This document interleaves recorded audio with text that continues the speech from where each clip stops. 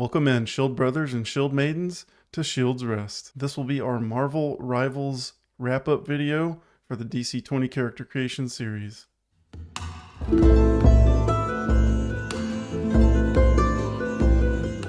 this video, we're just going to be discussing a few fine tweaks, subclass additions, team-up abilities, things of that nature for all 14 of the heroes.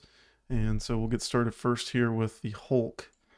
And what we've done here is we've tweaked him a little bit for his ancestry traits to give him Mighty Hurl and Titanic Toss. And you'll see, skipping ahead a little bit to the team-up abilities, this is where that became important, just to make that easier for that possibility should Hulk and Wolverine end up teaming up in our upcoming Shields at Holmgang arena battle. And then one of the biggest changes I think we made with fleshing out Hulk and all that was actually multi-classing. I know in the beginning I don't even think we really knew how it worked in the beginning for the first few videos. So we went in and picked up some monk training for him specifically to get the bear and mantis stances, just to flush out his kit a little bit more and kind of round him out a bit. Yep. And then for the subclass, we decided to go with the Paragon Barbarian for Swift Berserker. And after we get through this little overview, we'll kind of talk about why we decided to go that route. But felt like that was the best subclass for the Hulk.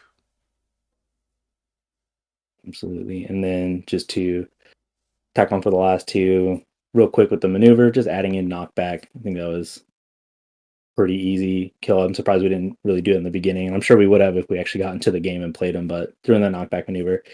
And then like he was talking about earlier for the team up abilities for Wolverine specifically, so that he can have the metal cannonball to launch him. That's why we picked up those new ancestry traits. And then for the team ups with Namor and Iron Man, we didn't actually add an official ability in there, but we did basically homebrew a little extra health for him for those team ups, which we'll go into probably a little bit later once we get closer to the event itself. But yeah. And the other thing we wanted to do is double back and bring in Bruce Banner to really capture the flavor of how the Hulk plays in Marvel Rivals. And again, we did that with a mix of the subclass, kind of shifting around some Barbarian class features, and then also bringing in that knockback maneuver for the Gamma Grenade.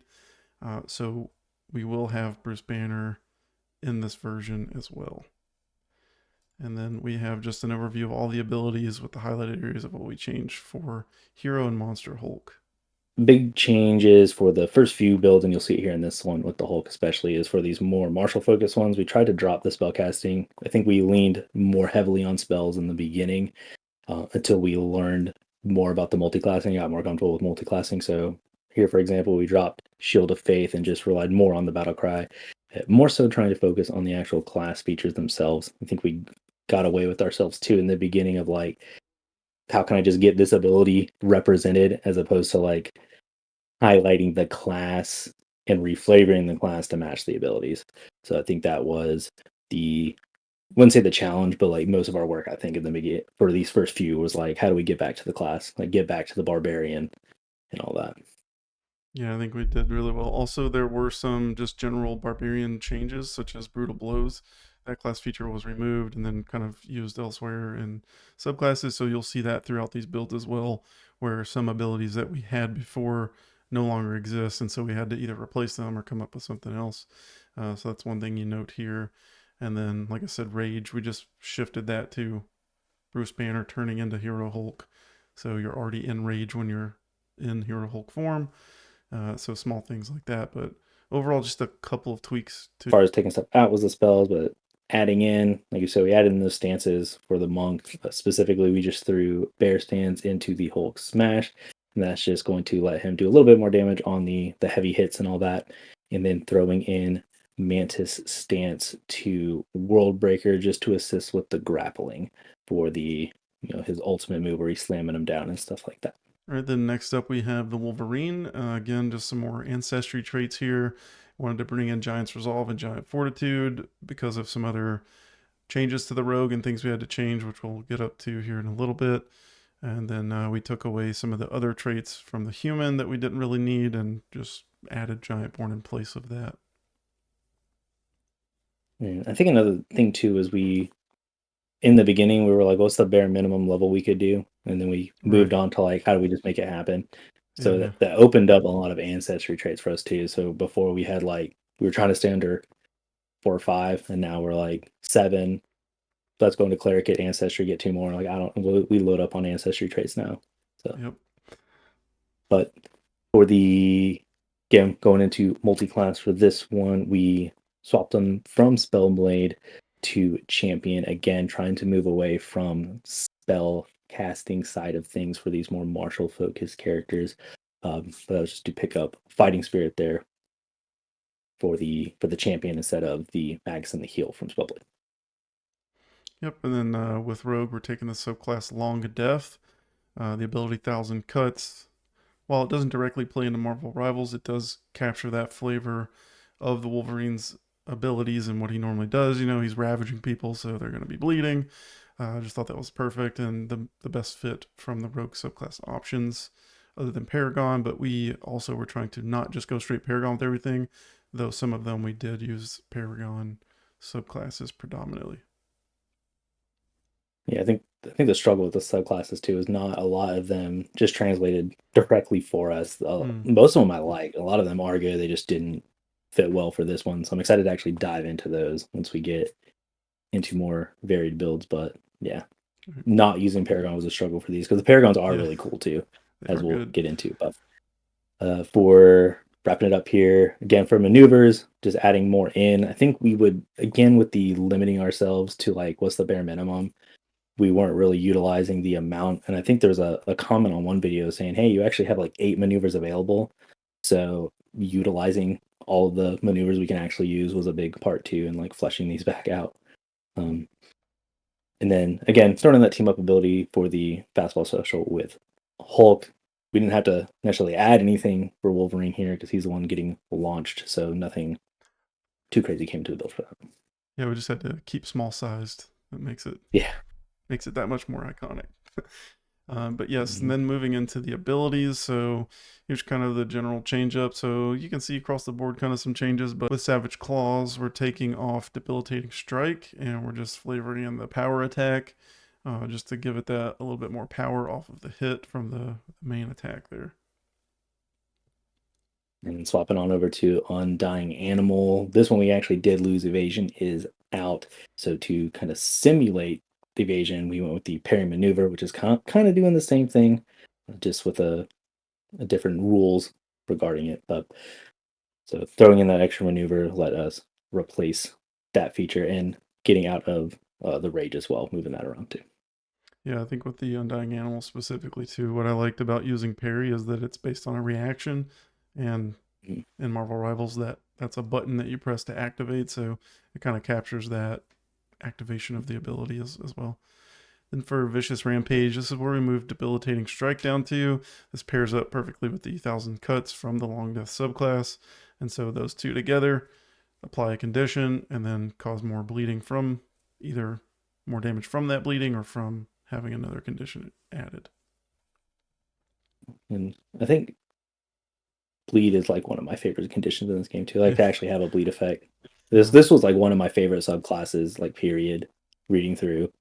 Along with I just love the flavor and all that behind it. But rounding out the changes here with his regenerative healing factor. So this is where we pulled Acolyte. We were mainly using heal. I think we took Magus just to like have the extra MP, but since we're moving from spell casting and all that anyways, moved the heal and we swapped in the Giant's Resolve and the Giant's Fortitude, and that is just to help us reduce damage as we get lower in health.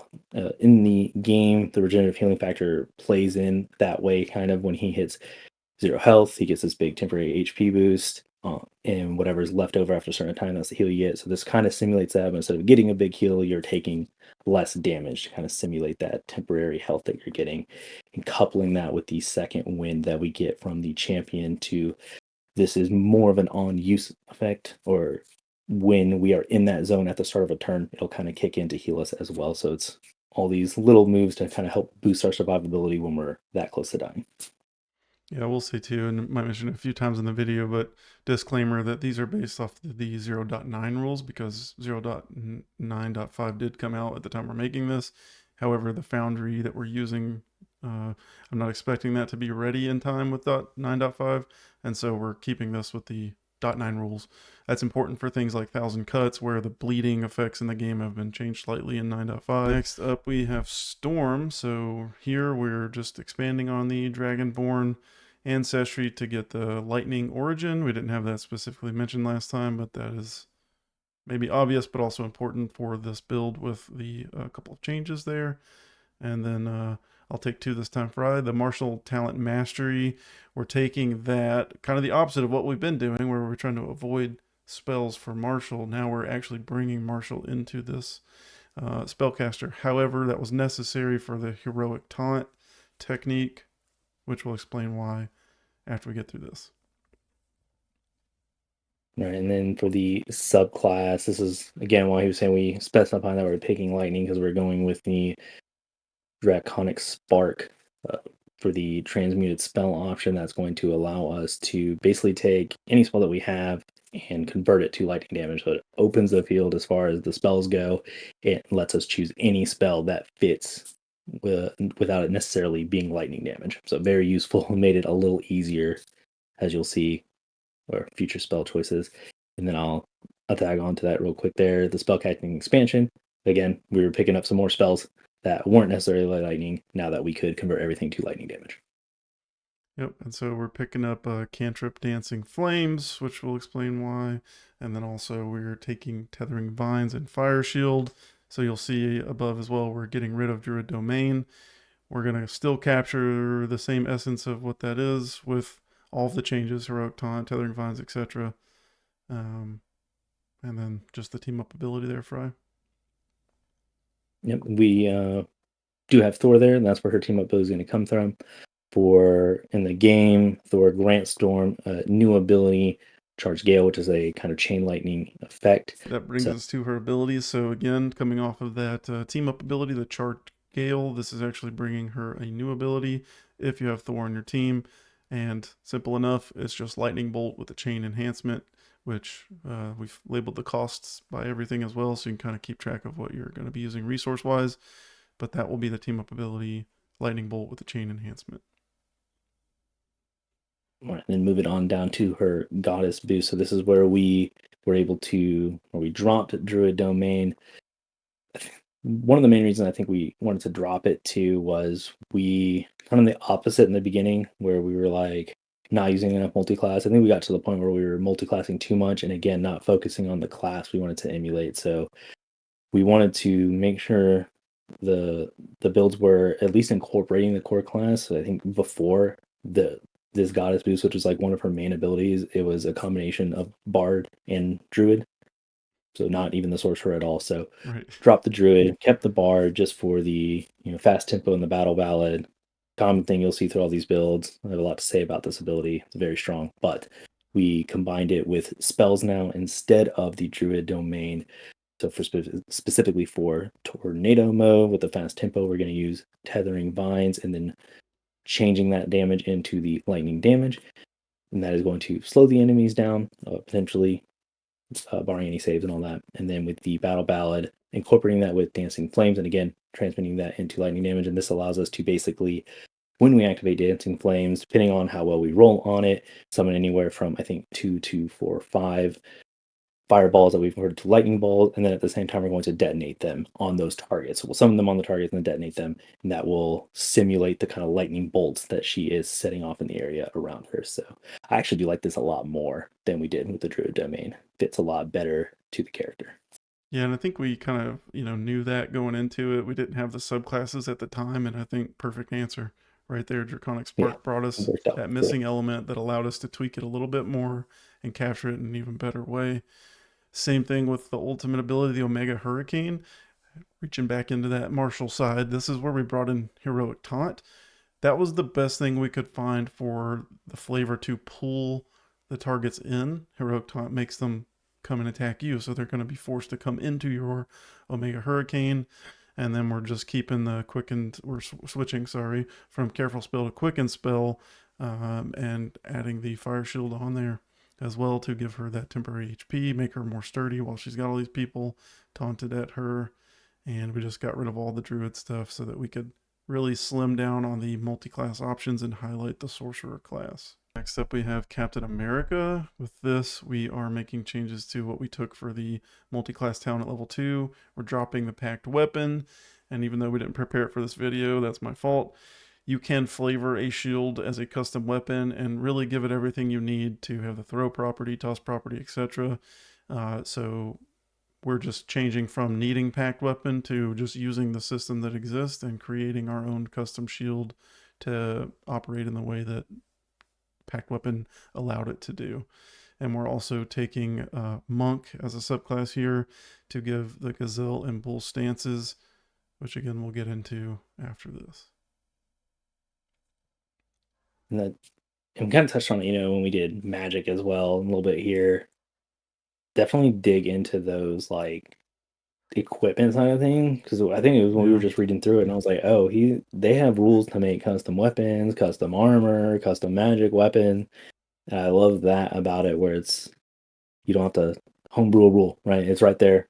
It's got some steps in it, but just loved that part of it. But going into the next multi-class, so we did swap, like you said, 2 monk, kind of cover him a little bit better, and then for here we got into barbarian to give him urgent shout, and then I know I'm like doubling back on what I said earlier, but gave him just a little bit of spell casting. But this is for team up ability specifically, so not changing his core build, so to speak. But that just ties in with, again, we made Thor.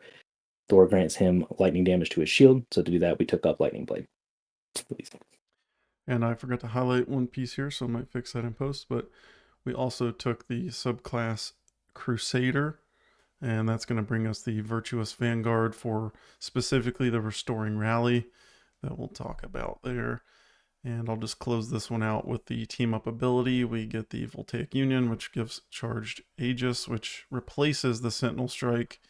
Right, so with this, the Sentinel Shield only change is the charged Aegis, and this is just an ability he'll have if he's teamed up with Thor. Allows him to use that lightning blade cantrip to empower the shield with the lightning damage. Other than that, it's going to function the same way, having the custom shield, the custom round shield, throwing it, using the sweep attack, because it does still get, I think it's just 1 bounce maybe for this one, but operates the same, just having the option of that lightning blade cantrip if he has the team up. Next up, we have Leading Dash. So we maintained the Monk subclass actually, but we are switching from Step of the Wind to the Monk stances. With Step of the Wind, you're not allowed to wear armor, and so we decided the stances were a better fit. Gazelle still gives you that same mobility, while if you're in Scorpion stance, that allows you to get counterattacks or be more mobile while attacking. So slight change and difference there, but was necessary based on the rules, and we liked it better. So.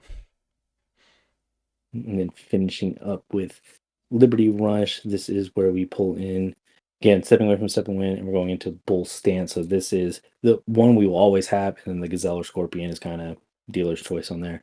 But utilizing the Bull Stance, Forbearance technique, and enhancing with that immense defense enhancement, this is going to just, I think, play better into that kind of charging ability. That's what this one is here, right? So just kind of restructuring it, but operating almost the same, just kind of like beefing it up a bit and streamlining it. With Freedom Charge, this is where we're bringing in that battle cry for Urgent Shout.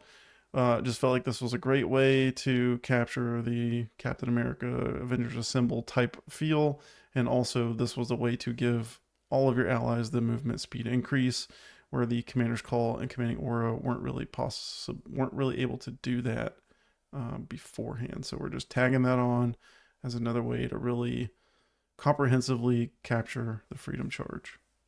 I think that's something we missed too when we initially made this. We weren't taking into account that the Commander's Call and Commanding Aura does only work on one ally at a time.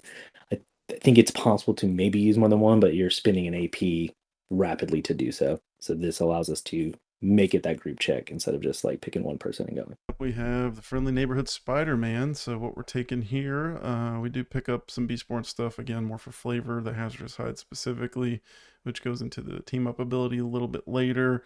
However, what we're doing here for subclass is we are taking the Shifting Tide Monk subclass to get that ebb and flow. And then for talents at level 4, don't have the multi-class here, but we do need to pick up spellcasting martial mastery, and it is to add in crackling lightning just to round out his kit there. We basically flavored, I think, all webs as lightning in this one, which is actually kind of topical to the comics a little bit, but yeah, we're just adding in some spells there. Again, I'm kind of backtracking on what I said earlier as far as like moving away from spellcasting, but I think it was more so we switched the focus to making the spellcasting more impactful as opposed to just like being a quick fix. Usually, if we're picking spellcasting, it's because it was like the best possible choice we could think of.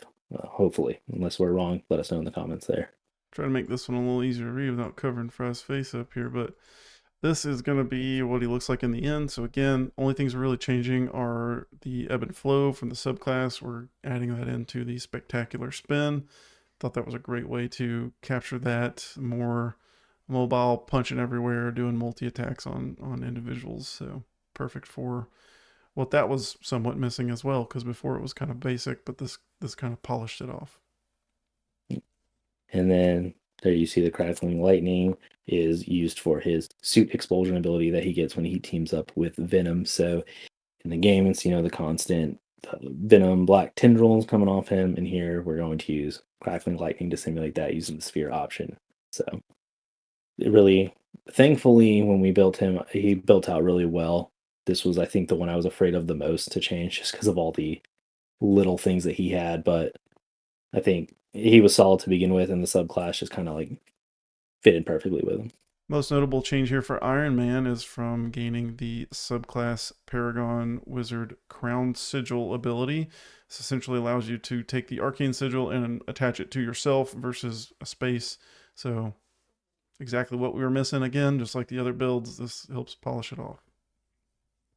And then we also added in his team up ability, which we'll get into in just a second. But when he's paired up with Hulk, he gets the Gamma Overdrive, which is going to replace his Armor Overdrive and increase seeing his Repulsor, Blast, and Unibeam damage. All right, so here we have Armor Overdrive first. Again, we're using the Arcane Sigil from the Wizard class. However, that's being upgraded from the Crown Sigil Paragon feature. Again, just allowing us to attach it to ourselves and become mobile with it to get its benefits at all times without having to worry about standing in the space for it. Yeah, and it just made like the sequence of operations way smoother. So really, again, kind of made for this build. And then for his Gamma Overdrive, again, we still have our Arcane Sigil with our Crown Sigil from the Paragon. However, we're adding in Divine Blessing from the Cleric. So we did add that multi-class in there. I guess we forgot to mention on the last one, but multi-class into Cleric here to get Divine Blessing, Destruction. This allows us to do a little bit of extra damage when we hit things, as long as we do the blessing at the start of the turn. The next time we do damage, I believe it's 3 damage. So just to simulate that extra gamma damage, so to speak, we're going to call on a deity of our choosing to blast them a little harder. Yep, and then just another thing of note down at the bottom, arcane points were removed and kind of reworked into the subclass additions. So we lost that from the Invincible Pulse Cannon. However, it was pretty much standing on its own. That was just a way to kind of conserve or save mana while doing it. However, it still works as we intended it to. Here we have Thor. So of note, we lost Might and Magic as a feature from the class. However, they tied that in a little bit better with the subclasses, which we're bringing in the Rune Knight subclass for this and going to give us rune weapon. We have a couple options, but predominantly we're going to be using the water rune, and we'll talk about why. Yep, and then for his team up ability that we're adding in, he does have that with, like we said, Captain America and Storm. Kind of like we did earlier, is not a specific ability that we're adding in here, more so just increasing his HP if he is teamed with one of those characters. For these like anchor characters that just get a bonus, basically what we did was we went into the game, did the quick math, and saw what the percentage increase was, and that's how we're kind of basing all these increases on. So for the health, they've been roughly around 15%, which for Thor in particular, it's giving him about 3 extra HP when you round up and everything. So yeah, that's how we're kind of getting these numbers. Is we tried to math as best we could in the game, get a close enough percentage, and go from there. Then for the abilities, what we have is the Awakening rune. We're just adding on that water rune from the Rune Knight subclass. What this does is anytime we spend MP to heal ourselves, we can also recover additional HP from the water rune effect. So looking down at Thor Force, Acolyte, when we're using that pool of healing, that's what kind of triggers that ability and gives us that more robust recovery. Yeah, so basically the play on Awakening Rune here is we're gaining Lightning Bolt to replace our Mjolnir Bash, and then we're also adding Water Rune onto the Thor Force side of it. So it's kind of confusing because Awakening Rune's not directly these two abilities, just the Awakening Rune is giving us buffs to the other abilities. So this is the least confusing way I think we could work it out on the skills there. All right, that brings us to Luna Snow. Quite a few changes here. Ancestry traits were dropped in human. Again, that was always just more for the flavor because it fit the character and the class and would be fun to play. However, we found some more purposeful use from going Angelborn. So we're picking up the Gift of Angels, mana increase, Blinding Light is more of a flavor one as well. However, all three of those fit much better than what we did have. And again, back to Fry's point, we kind of figured out what we were doing by this point. So we do get those extra ancestral traits that we were able to use to really round out and maximize the character. And then for the multi-classing, we go into Cleric. With the works and all that, we're using the Life Domain. This is going to up her healing a bit. And then for the subclass feature for the Bard, we are going Paragon, and for the Helping Hands feature. And then doubling down on Cleric multi-class. So I think this is the only one where we double multi-classed into the same class. But we're picking up Lesser Divine Intervention from the Cleric as well. We also lost the Inspiring Rest from the Bard class, so this kind of became a necessary thing as well to round it out. And I'll just hit on the team up ability as well. If we happen to pair up with Namor using Luna Snow, a little bit of increase to healing, so you'll see that come through. Right, and then for her Share the Stage, this is where we lost the Inspiring Rest, so we come in with Gift of the Angels from the Angelborn trait, and this allows us to, while it's not they get healed anytime we heal, we basically get to tag this on to a ally, and then every round for 5 rounds they'll gain an HP, which with Luna Snow we should be healing in some way, shape, or form every round. Pretty much every ability we have has a heal function kind of built into it, so going to kind of just play off that every time she heals. This person's also getting extra health every round. For the Cryo Heart, we're bringing in the Cleric Order Life, and almost perfect because what this does is anytime we spend an MP effect to heal someone, this allows us to heal another target. So healing herself from healing others through either Ice Arts or Absolute Zero. And then finishing up with Fate of Both Worlds Ultimate. This is where we're throwing in Helping Hand from Paragon. So for Bard, none of the subclasses really fit into what she's doing here. I think kind of a change for Bard that I've noticed in DC20 is that it's pulled back from like the healer side that I see, especially in like, D&D, but in games in general, I think Bard usually gets tacked on with more healing, whereas in DC20 is all about the buffing and the control and all that. So didn't really play into the healer aspect so much of Luna Snow, but with Helping Hands, this is going to let us hand out some D8 help die to our allies to kind of help bump their damage, right? We're talking about success by 5, so adding the extra D8 might bump them up to the next threshold. So this is simulating and kind of playing into the battle ballad part of the increasing the damage. But yeah, this was kind of the best way we could squeeze in a subclass for her, the closest we could get. So unfortunately, unlike the other ones that have played in really well, Luna Snow's subclasses did not help us out too much here. Namor, probably my favorite change, I think, of all, because I was kind of waiting on this. But what we're doing here is we're getting rid of the Warlock Pack boon because we don't need it anymore. We're able to bring in the subclass from Hunter, which is Trapper, to get that dynamic traps feature, which is a whole bunch in one that we'll get into. And I love this subclass. I think Hunter got the best subclasses. Yeah, I Like agree. as a package, they're so cool. For But sure. love Trapper. For level 4, while we did get rid of Find Familiar as a base class, we did repick it back up when we were fine-tuning the team-up abilities, which I'll kind of talk to here too. So whenever we're paired up with Luna Snow, we get the Frozen Spawn.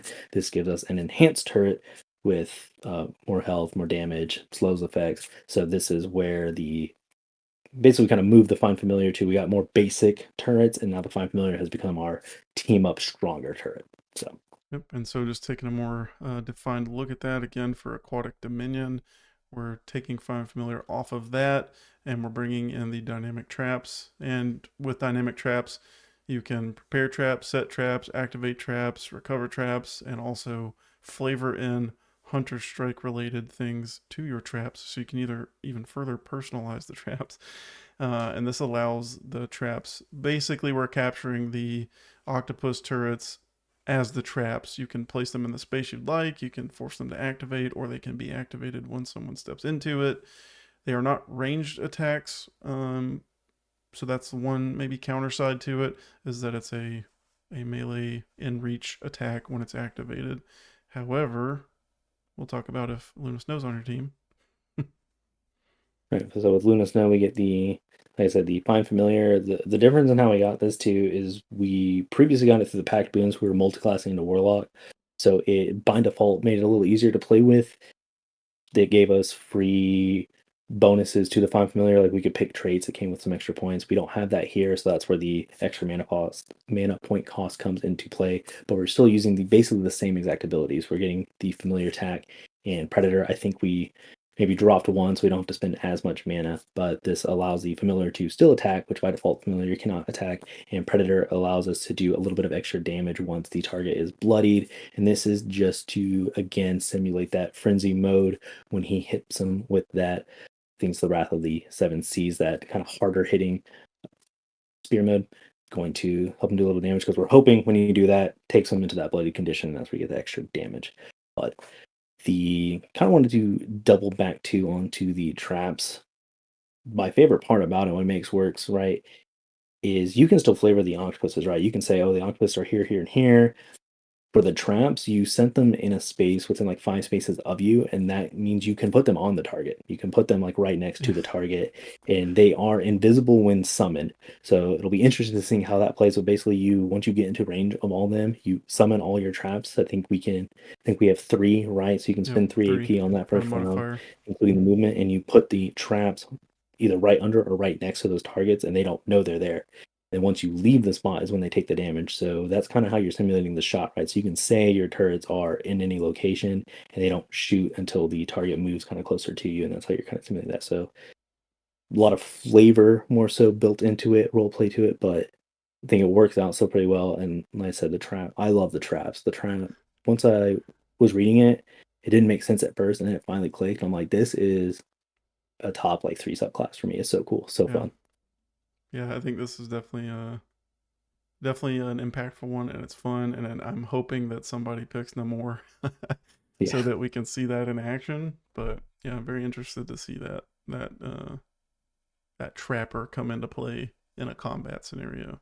Psylocke here, we have the subclass which we already knew about was the Cyanite that we took for that. So it was already in the build in the video for her. However, from here on, it's really mostly about the team up abilities and any fine tunes. So for the team up abilities, we have Dimensional Shortcut when she's paired with Magik, which gives Psylocke the Psionic Disc ability to rewind time and gain any lost HP as bonus temp health.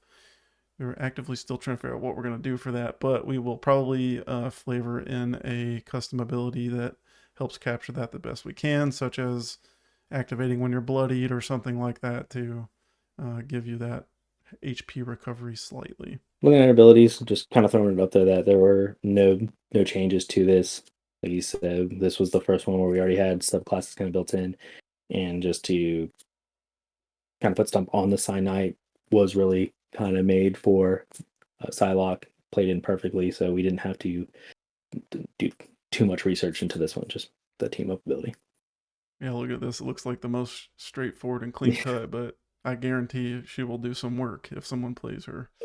That brings us over to Magik. The only real change here is in the team up ability. Again, when paired with Psylocke, Dimensional Shortcut. What Magik gets from this ability is a increase to damage. So for example, 15%, right? So this is another one where we have to probably do a custom ability.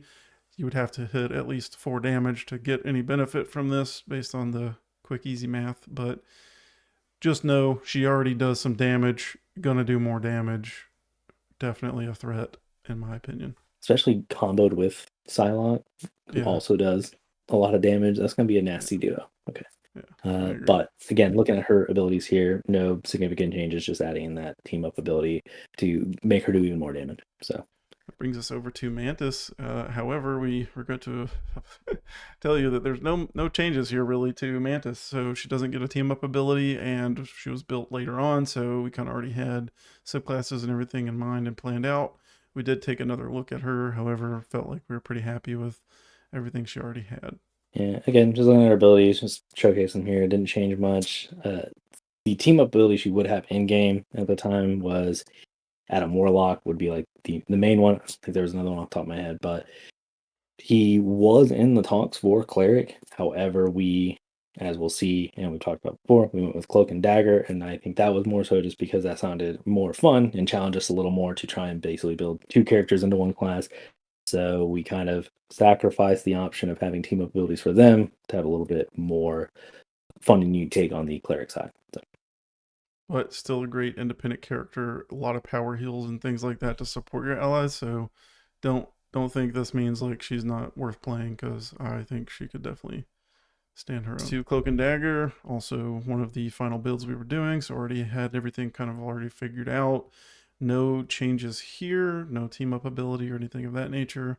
However, also still a real threat and can stand alone on the battlefield. And I think this was, again, abilities, nothing changed. We did do a review. We couldn't find anything that was significant enough to change, right? The beauty of the system is that there are multiple ways to kind of build out. I'm sure we went through like 3 different daggers and like 5 different cloaks, Yeah. but nothing that was worth like changing over. I think overall it plays out really well for both sides of it, and I love this build. I love that we were able to do basically 2 characters in one. So Yeah, I'm picturing like, this is a 3v3. I'm picturing like it ends up being like a 3v2 and everyone's looking for where Cloak and Dagger might be hiding. So could be really fun if someone played this one. All right, that brings us to our final character, which is Venom. Uh, you may have noticed, but the background's different than in the original video because I made the mistake and filmed the whole Venom video on the Cloak and Dagger backdrop. So I wanted to make sure I used the correct one here so I didn't waste a little bit of effort on that, but this would have looked so much cooler if it matched his color and themes. However, the note at hand here is just the addition of the team up ability with Spider-Man, of course, and that brings Touch of Clintar. Just again, that more standard Venom is gaining some HP, and we've rounded that up. And essentially, based on what he'll have at the level we have him built, is 3 additional HP. again, just a little overlook at his abilities. Look through it again. Nothing to change, nothing significant. I'll say I think Venom was the one where Warlock did fit, but I think I would have probably built him with something different in the end. And I think it's more so just like the way Warlock's built in DC20 with the sacrificing of HP is such a unique and like specific theme and flavor. I don't think anything would have matched a Warlock perfectly, but I still like it overall. I think we did a really fun take on it. I think this is where too we like really learned how kind of OP survivability wise Fire Shield was, giving Yeah. you like 10 temporary HP, Yeah. up to 15 in .9, but they did get rid of I think the 15 and 9.5, which I understand because that's a lot. It's like triple the health of some characters for a spell. So Yeah, I think Venom ended up being like that. We knew we wanted, or at least me, I knew I wanted Venom in the builds as well because we had Spider Man. Spider Man was like an obvious, and I feel like Venom just pairs so well with him. And I knew they had a team up ability, and they probably have like some good, meshing energy. And if people get to the Shields at Holmgang, they might want to, couple these two together because they're both so iconic. And so we just fit with Warlock because that was what maybe was the best fit initially. However, I do agree. Probably Monk would be an even better class for this one, but can't give that to both Spider Man and Venom. And so we didn't settle. We did capture Warlock, I think, as well as we could with Venom, and really didn't see any other class hero that we didn't really see any other hero that we could have paired better with him that would have fit with all the other heroes we had already. yeah, he was definitely the best fit I think for Warlock. And it's just I don't think Warlock may have been the best fit for him, but Right. That's just how the rule set is built, right? In the nature of what we were doing, as we got closer to the end, I think it was inevitable where we were like, not the one-to-one perfect match, but it did fit very well. Also, in our next little bit of series for DC20 continuing, we are looking to discuss 9.5 classes and subclasses. We're going to be doing a series called Shield Check, where we're taking a 10-minute or less look and explanation at each class and subclass so that you can get a quick at your fingertips video on what each one is and the breakdown so that you can decide which one you like most, which one you want to play, whether you've played DC20 or want to play DC20. We're hoping those shield check videos will give you a quick way to make your mind up about what you'd like to try. Please go back and watch the specific hero video if you're looking to get more information on that, or if something we said here didn't quite make sense. If you hadn't seen that other video, that'll help maybe connect it a little bit.